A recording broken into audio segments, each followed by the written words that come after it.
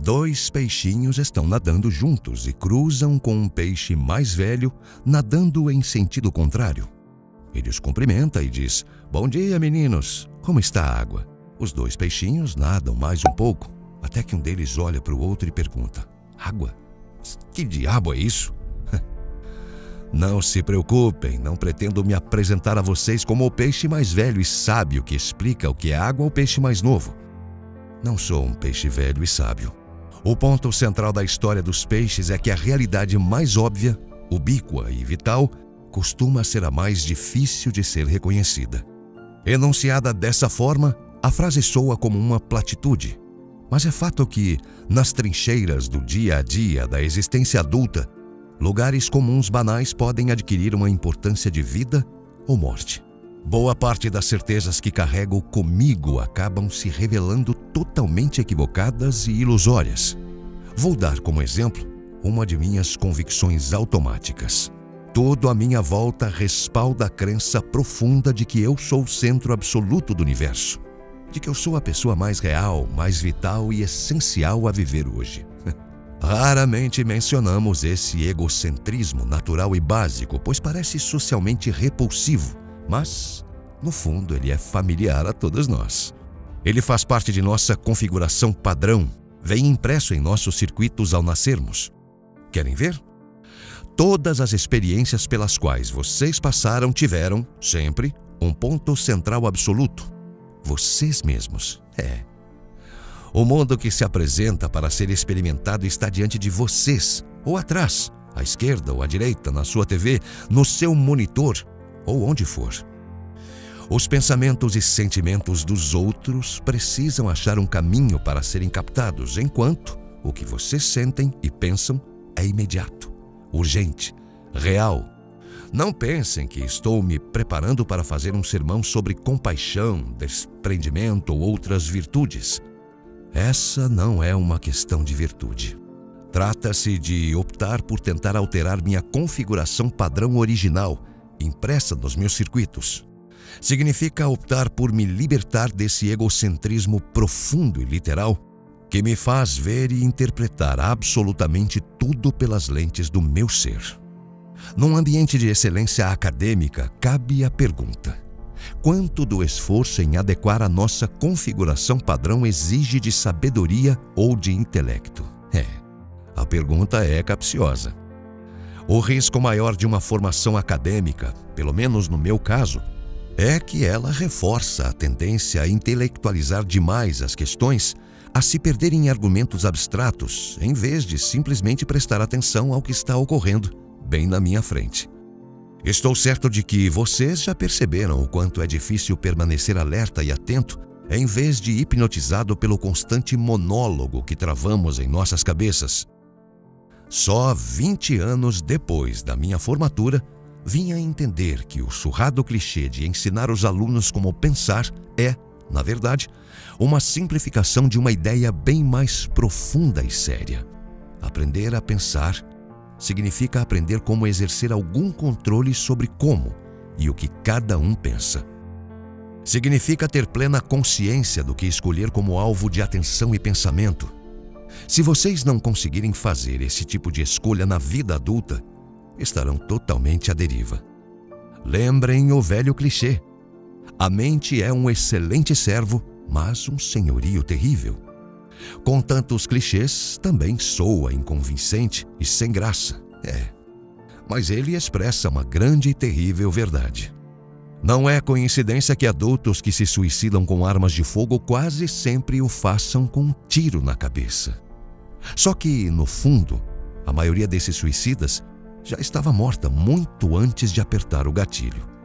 Acredito que a essência de uma educação na área de humanas, eliminadas todas as bobagens e pataquadas que vêm junto, deveria contemplar o seguinte ensinamento: como percorrer uma confortável, próspera e respeitável vida adulta sem já estar morto, inconsciente, escravizado pela nossa configuração padrão e de sermos singularmente, completamente, imperialmente, sós.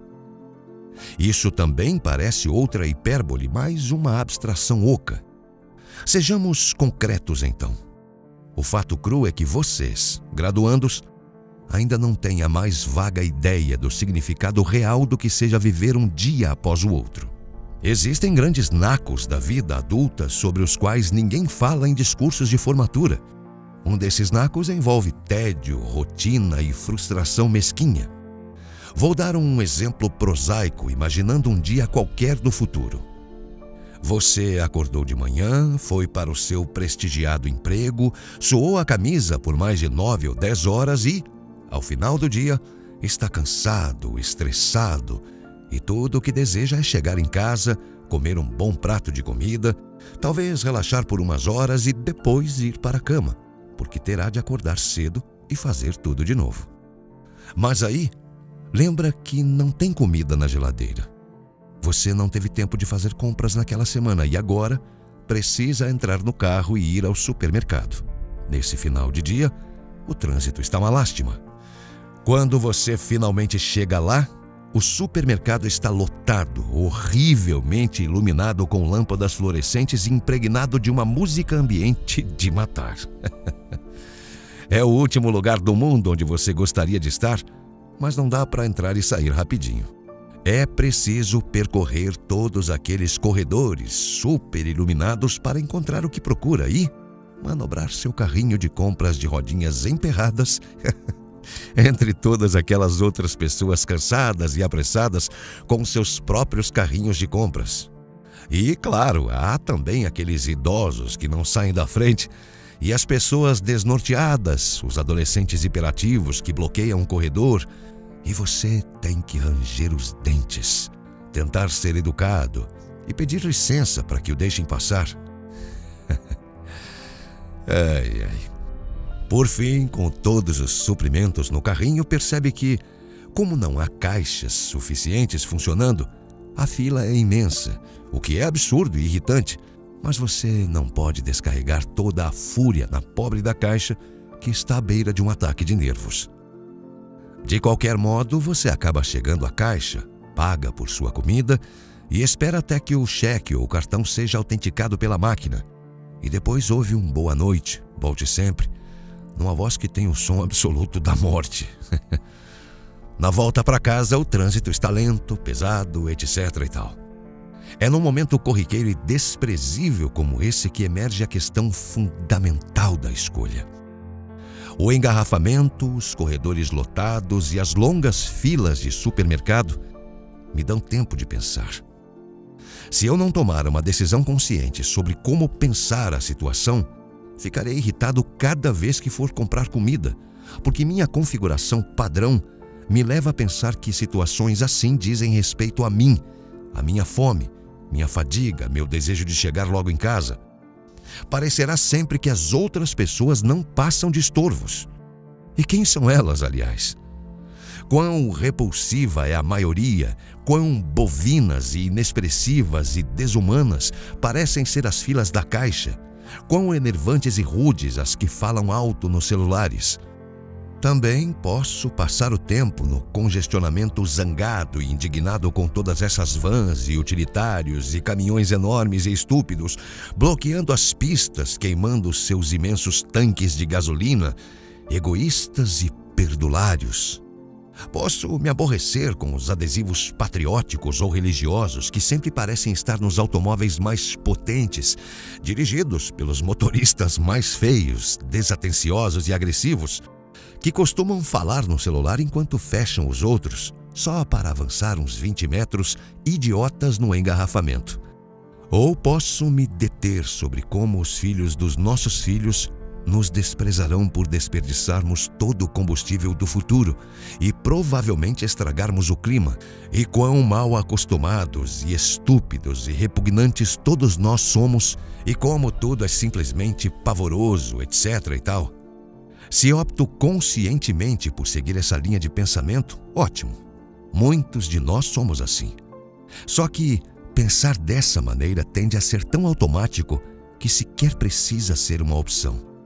Ela deriva da minha configuração padrão. Mas existem outras formas de pensar. Posso, por exemplo, me forçar a aceitar a possibilidade de que os outros na fila do supermercado estão tão entediados e frustrados quanto eu. E, no cômputo geral, algumas dessas pessoas provavelmente têm vidas bem mais difíceis, tediosas ou dolorosas do que eu. Fazer isso é difícil, requer força de vontade e empenho mental. Se vocês forem como eu, alguns dias não conseguirão fazê-lo ou simplesmente não vão estar afim. Mas, na maioria dos dias, se estiverem atentos o bastante para escolher, poderão preferir olhar melhor para essa mulher gorducha, inexpressiva e estressada que acabou de berrar com a filhinha na fila da caixa. Talvez ela não seja habitualmente assim. Talvez ela tenha passado as 3 últimas noites em claro, segurando a mão do marido que está morrendo. Ou talvez essa mulher seja a funcionária mal remunerada do departamento de trânsito que, ontem mesmo, por meio de um pequeno gesto de bondade burocrática, ajudou algum conhecido seu a resolver um problema insolúvel de documentação. Claro que nada disso é provável, mas tampouco é impossível. Tudo depende do que vocês queiram levar em conta. Se estiverem automaticamente convictos de conhecerem toda a realidade, vocês, assim como eu, não levarão em conta possibilidades que não sejam inúteis e irritantes, mas, se vocês aprenderem como pensar, saberão que tem outras opções. Está ao alcance de vocês vivenciarem uma situação inferno do consumidor, não apenas como significativa, mas como iluminada pela mesma força que acendeu as estrelas. Relevem o tom aparentemente místico. A única coisa verdadeira com V maiúsculo é que vocês precisam decidir conscientemente o que, na vida, tem significado e o que não tem. Na trincheira do dia a dia, não há lugar para o ateísmo. Não existe algo como não venerar. Todo mundo venera. A única opção que temos é decidir o que venerar. E o motivo para escolhermos algum tipo de Deus ou ente espiritual para venerar, seja Jesus Cristo, Alá ou Jeová, ou algum conjunto inviolável de princípios éticos, é que todo outro objeto de veneração te engolirá vivo. Quem venerar o dinheiro e extrair dos bens materiais o sentido de sua vida, nunca achará que tem o suficiente. Aquele que venerar seu próprio corpo e beleza e o fato de ser sexy, sempre se sentirá feio. E quando o tempo e a idade começarem a se manifestar, morrerá 1 milhão de mortes antes de ser efetivamente enterrado. No fundo, sabemos de tudo isso, que está no coração de mitos, provérbios, clichês, epigramas e parábolas. Ao venerar o poder, você se sentirá fraco e amedrontado, e precisará de ainda mais poder sobre os outros para afastar o medo. Venerando o intelecto, sendo visto como inteligente, acabará se sentindo burro, um farsante na iminência de ser desmascarado, e assim por diante. O insidioso dessas formas de veneração não está em serem pecaminosas, e sim em serem inconscientes. São o tipo de veneração em direção à qual você vai se acomodando quase que por gravidade, dia após dia. Você se torna mais seletiva em relação ao que quer ver, ao que valorizar, sem ter plena consciência de que está fazendo uma escolha. O mundo jamais o desencorajará de operar na configuração padrão, porque o mundo dos homens, do dinheiro e do poder segue sua marcha alimentado pelo medo, pelo desprezo e pela veneração que cada um faz de si mesmo. A nossa cultura consegue canalizar essas forças de modo a produzir riqueza, conforto e liberdade pessoal. Ela nos dá a liberdade de sermos senhores de minúsculos reinados individuais, do tamanho de nossas caveiras, onde reinamos sozinhos. Esse tipo de liberdade tem méritos, mas existem outros tipos de liberdade. Sobre a liberdade mais preciosa, vocês pouco ouvirão no grande mundo adulto movido a sucesso e exibicionismo. A liberdade verdadeira envolve atenção, consciência, disciplina, esforço e capacidade de efetivamente se importar com os outros. No cotidiano, de forma trivial, talvez medíocre e certamente pouco excitante. Essa é a liberdade real. A alternativa é a torturante sensação de ter tido e perdido alguma coisa infinita. Pensem de tudo isso o que quiserem, mas não descartem o que ouviram como um sermão cheio de certezas. Nada disso envolve moralidade, religião ou dogma, nem questões grandiosas sobre a vida depois da morte. A verdade, com V maiúsculo, diz respeito à vida antes da morte. Diz respeito a chegar aos 30 anos, ou talvez aos 50, sem querer dar um tiro na própria cabeça. Diz respeito à consciência de que o real e o essencial estão escondidos na obviedade ao nosso redor. Daquilo que devemos lembrar, repetindo sempre: isto é água, isto é água. É extremamente difícil lembrar disso e permanecer consciente e vivo um dia depois do outro. David Foster Wallace.